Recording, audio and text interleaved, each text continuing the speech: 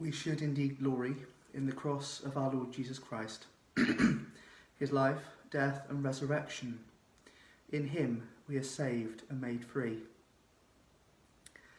Hello dear friends, I wanted to make a brief video because our page has been a bit quiet at the moment because we've simply been getting on with what we're called to do. And I wanted to make something by way of update to say what we're up to and the things that we have planned going forward. In October, not that long ago, in September, not that long ago, we had our patronal festival, and that was celebrated by our bishop, Metropolitan Jerome of Selsey, who came with his congregation, some of his congregation from Brighton, and it was lovely to have them here, as well as some of my family and another visitor that we had come with us, and those of us that are here normally. It's a wonderful celebration and the start officially of our work and mission in this particular place. And it was on the feast day of Our Lady of Ransom, and we commemorated Our Lady of Walsingham, who is our co-patron, along with St. Francis. It's a beautiful mass and preached very well by his grace. And we had a lovely buffet afterwards. It's lovely to be able to give hospitality because it's a tiny bit of what we're hoping to achieve here. People say to me, why on earth would you have a church in a small room? It's an odd thing from a worldly point of view to do. We are simply committed to the work that we feel God has asked us to do. And we work in love and in cooperation as far as that's possible with all people of goodwill. And we seek to continue our orthodox faith and witness here in this particular place through our liturgy, through our preaching, through our living.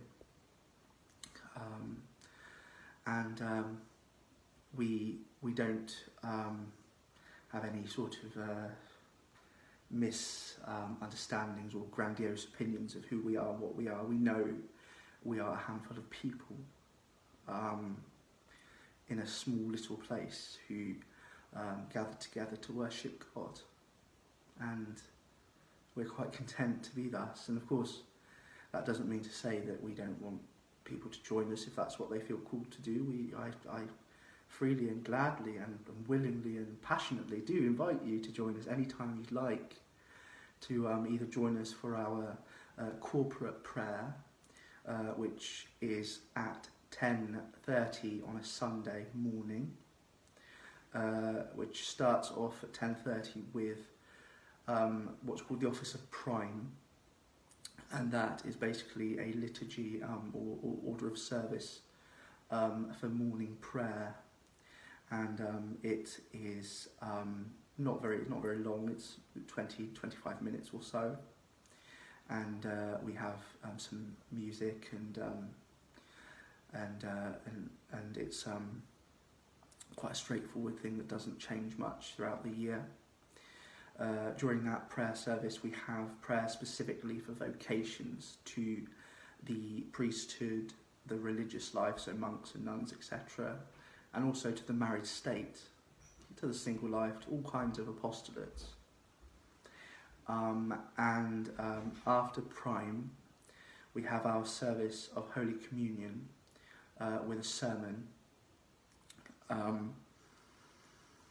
During that service, that service will last around an hour, and there are 4 hymns and various other sung parts of the service, some in Latin, some in English. After the Gospel reading, of course, there is the sermon, after which is obviously the Creed, and then a time for bidding prayers, intercession for the church, for the world, and then the opportunity there to receive our Lord in the Blessed Sacrament, or if we're not able to do that, to ask him to come at least into our hearts. I will preach on alternate Sundays to my colleague Dr. Robert Wilson, who helps me here. We work very much together to lead services and to preach and teach. That's our stable set up at the moment. We have that regularly every Sunday, and you will see that there are sermons that go up online through SoundCloud that I take the audio of, and they will go up either on the day or the day after usually, and you're welcome to listen to those if you like. We would like to get to the point where we are at least recording our sermons via video, so that people who might be interested in who we are and want to know more about what we believe can at least view those and see us in sort of action, as it were. And I hope to be able to do that in the future, but you know, each thing needs to be done thoroughly and properly. At the moment we are working hard on the audio.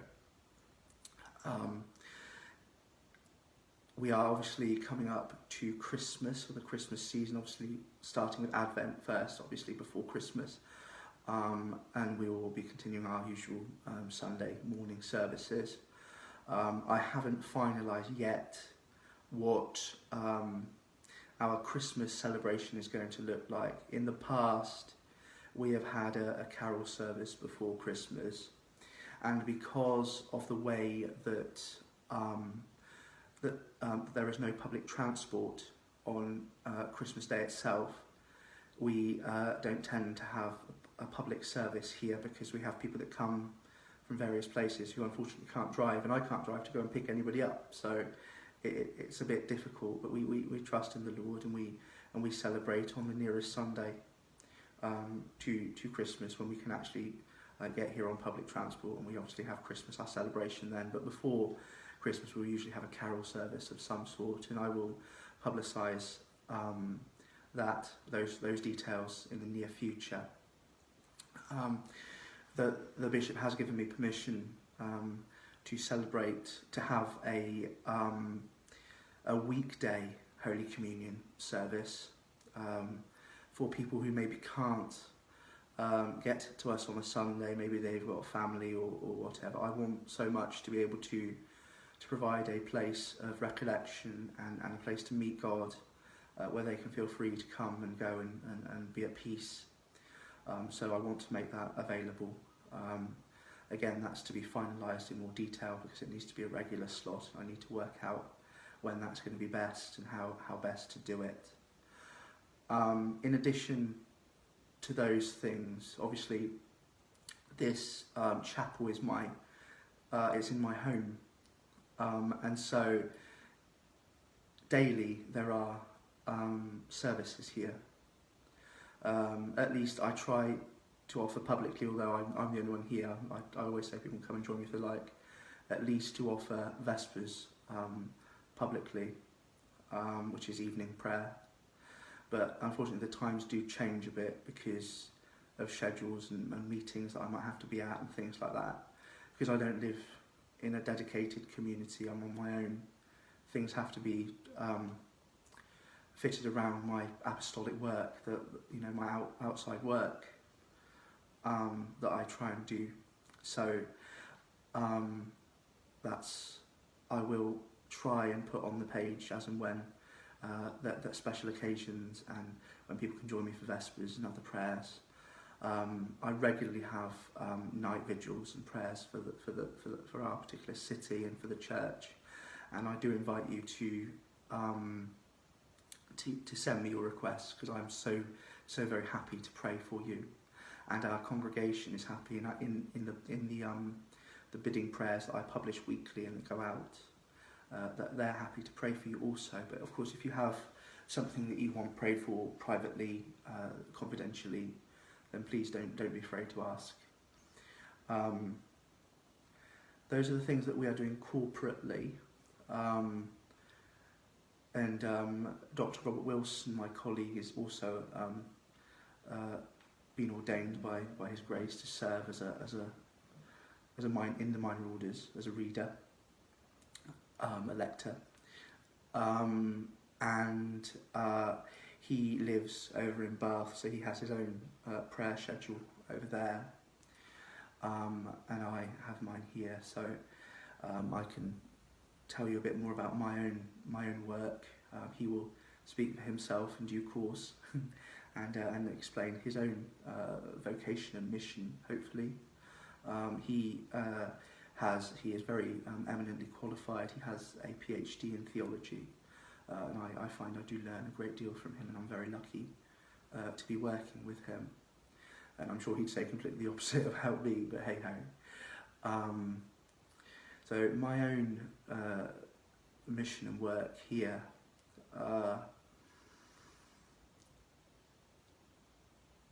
will seem in description very simple, but in a way it's also profoundly complex, because it really is a question of building relationships, genuine human relationships with people, and being present and being willing to listen.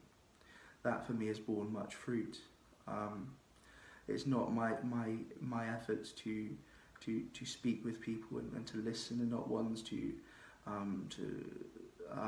brainwash anybody or to try and make people believe what I believe. That's not my bag at all. I offer an invitation, and it's up to people to decide what to do with that. And that invitation for me starts with, do you want to talk? You know, is there anything I can do for you? Getting to know people, not with any agenda, because that would be wrong. You know, if we help people because we want them to believe what we believe, I don't think that is entirely ethical. And if they do, good. I mean, because obviously I believe in what I believe very strongly, and I want to share that with other people. But I believe that we have to have a touching place, a meeting point, and I believe that is in when we build community with each other. And that's simply what I try to do, be that at the cafe in Morrison's, or sat on a park bench somewhere, or the various other things that I might do. Meet people, and I can't speak about individuals because I meet people privately, and they tell me things privately, but I can say in a general way that I have been very, very blessed indeed by the things that have come from doing that, and they can be things that are completely unexpected. I met a person a while ago out and about, and this person started talking with me and telling me about their struggles, and explained that they had made a vow to the Sacred Heart to cease alcohol, cease drinking alcohol and misusing it. And this came completely out of nowhere, simply because I was there. That doesn't make me special at all. It just means that I was there, and I was there at that particular time and willing to listen. Because that's what I see as my vocation, my role, is to be a member of this community in Hartcliffe, to try and be a real part of it, try and help where I can.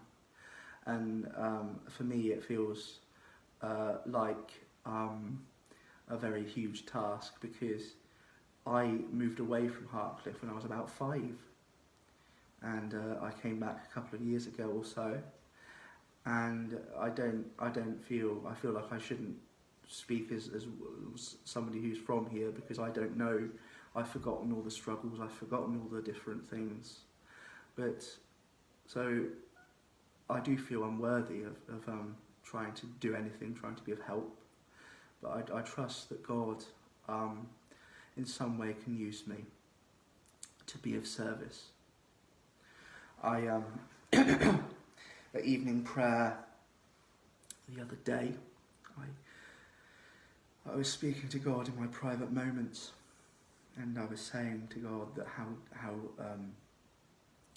difficult I was finding some of the terrible negative things that seemed to be happening, and how little I felt that I could do anything about them. I don't understand the situations. I don't have the qualifications to be of any use.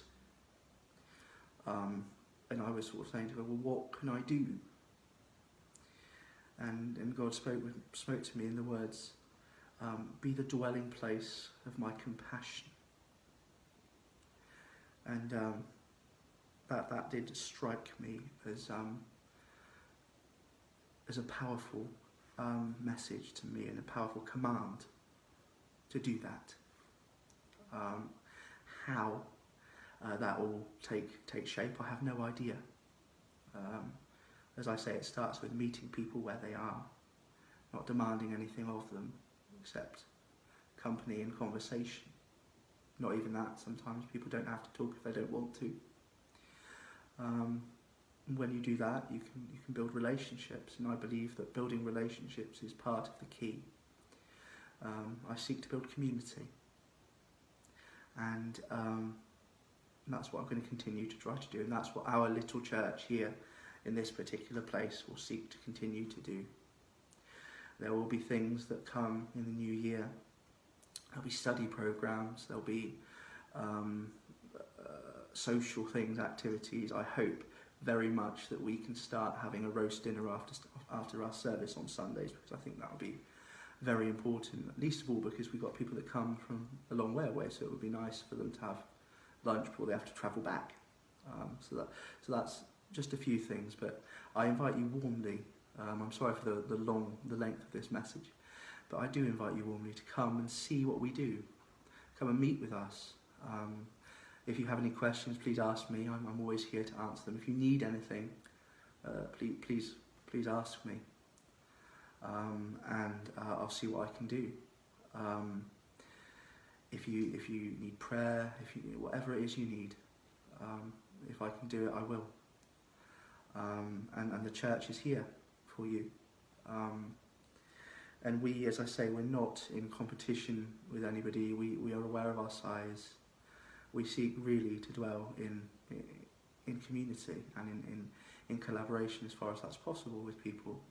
And I've been very, very touched by the kindness that I've been shown by other churches and other people, other Christians in different denominations toward me as I meet them, and that's very kind. And I extend that same love and greeting to them in gratitude for their mission in this particular place too, because we are co-workers for the Lord and the kingdom in our different ways. We have different beliefs, and I am not one to believe in the sort of kumbaya, we're all the same mentality. I believe it's important to respect and recognise difference, but also respect and recognise ways in which we are same, and we can work together for common aims, particularly in the service of God's people here in this particular place, in the service of everybody here.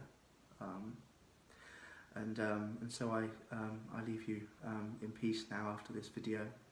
I am very thankful. We are thankful as a little congregation here to have been called of God to serve Him in this particular place and in this particular way. We will continue to do so in trust and in love. We have no money, we have no buildings, we have very little equipment. We've just added bit on bit and bit by bit, little by little, stone by stone, through funds that we've been able to share and save. So we're very grateful to the Lord for His blessings on us. God bless you and keep you, my friends. Goodbye.